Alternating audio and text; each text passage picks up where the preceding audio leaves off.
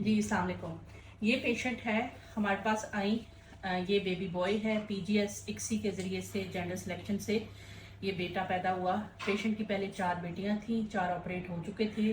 Patient young थी, वो family को बैलेंस करना चाहती थी। हमारे पास आई, हमने उनके पीजीएस का प्रोसेस किया। इस प्रोसेस में उनके 2 बेटे बने।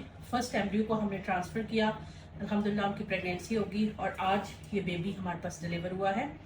अब इनके पास जब हमने सर्जरी की तो हमने इनकी यूट्रस को इस तरह से रिपेयर किया कि ये अगले सी सेक्शन का चांस भी ले सकें और अगला जो बेबी बॉय है वो भी ट्रांसफ़र कर सकें।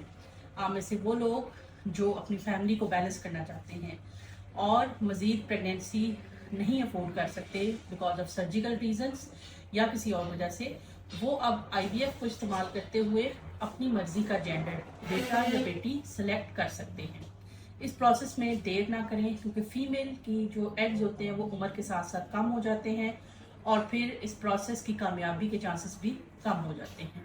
लेकिन अगर आप टाइम लिए डिसीजन लेते हैं और इस प्रोसेस पे आ जाते हैं तो अब साइंसी टेक्निक की मदद से आप अपनी मर्जी का जेंडर चूज कर सकते हैं।